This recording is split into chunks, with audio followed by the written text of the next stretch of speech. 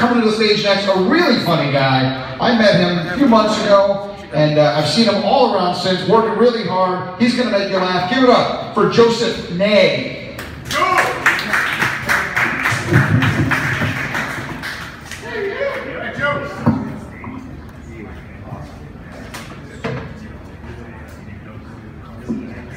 Perfection is achieved, not when there is nothing more to add, but when there is nothing left to take away. How can that quote sound so elegant as written by the French author, but yet those same exact words sound so aggressive and threatening when used as a mission statement by my ex-wife's lawyer? I want to thank Marina 84 and Jon Levine for having this venue for new comics like myself, so we can get started. I really do appreciate it, and especially Jon for believing in me enough at this early stage to allow me to do my full 40-minute set. So settle in, everybody.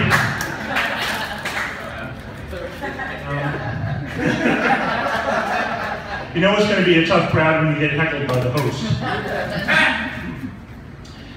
It's interesting about the stage up here. My first time here 2 weeks ago, there was a small plastic stairs here, and then last week we had people stumbling and Javier was falling onto the stage and the chairs were over here. And now tonight they've moved the speaker from this side to complete the obstacle course.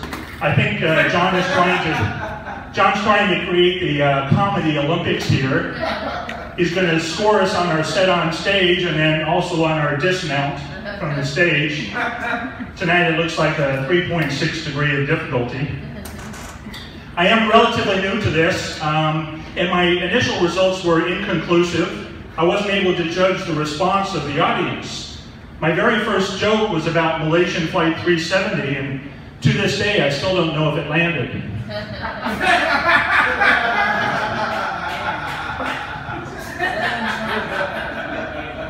I went to see the movie The Walk this weekend in IMAX. It's coming out in all the theaters, I think, this coming weekend. It was a great movie if you want to go see it. It's about this French high-wire walker that came to the United States in 1974 and walked across the top of the Twin Towers. He threw a cable across there. And most of the movie was about him, how he was able to sneak up and get all the equipment up there because it's illegal to do that. And in that part of the show, the couple behind me were talking, and I overheard them say that could never happen today. The security is just way too tight. He couldn't get all that equipment up there. And I'm thinking, yeah, that's one reason he couldn't walk across the Twin Towers today. I think there's a much more obvious one he's overlooking, I think. The city of Plantation, where I live, twice a year they run chlorine through the water system to clean it out. And on those weeks, when I take a shower in the morning, afterwards I'm just reeking from head to toe. My skin is just smelling of chlorine, which I thought was a really bad negative. But then I got to work and my coworkers were congratulating me on being disciplined enough to swim laps before coming into the office. So on the weeks where they are not doing that, I'm keeping up the ruse. After a shower, I spritz myself with Clorox, which has the added benefit I no longer leave DNA at my crime scenes. I went to the bank this morning. I told them I wanted to pay a bill from my account using an electronic funds transfer.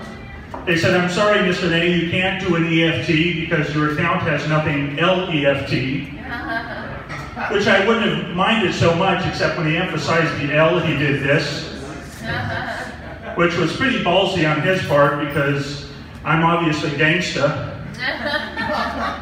And I could have taken that as flashing a gang sign. And then I would have to throw down on him to protect my street cred. And by street, I mean Wall Street. I went to the orthodontist for the first time. I met the doctor and he took a mold of my teeth. But I must have made a very bad impression because he made me come back the next week and do it again. So I went there and I asked him to clarify which impression was bad. Was it your impression of me or my teeth impression on the mold? He said, "Neither. I overheard you hitting on the receptionist. Your Matthew McConaughey is horrible." to try Elvis next.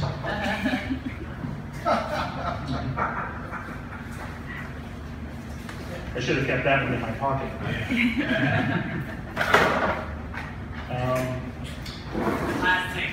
This is a true story. Have you ever had an opportunity where a real life situation is turned into a cartoon right in front of your eyes? My wife and I had just finished watching a TV news story about a topless donut shop opening up in Fort Lauderdale. Some of you may have been around here long enough to remember that. I think it was back in '89. And now afterwards, she didn't want to come straight out and tell me, don't go there, because you tell the guy not to go somewhere and that's the first thing he wants to do. So instead, she tried to disparage the business model of the establishment by saying how bad their establishment is, how it doesn't work. They said every time they go there, the customers are going to see the same waitresses. And then she said the words that she regrets to this day: men don't want to look at the same breasts every day.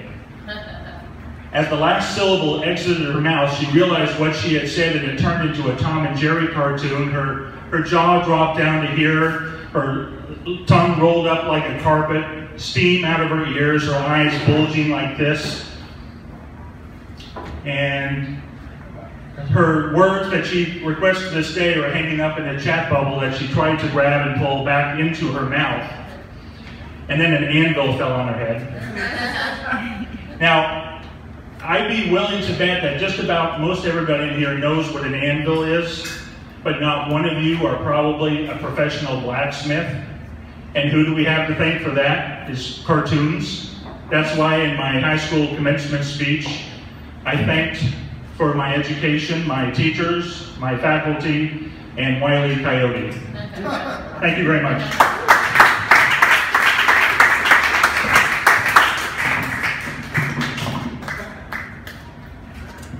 Give it go for Joe May, everybody. As I get this microphone down to where I can actually speak into it.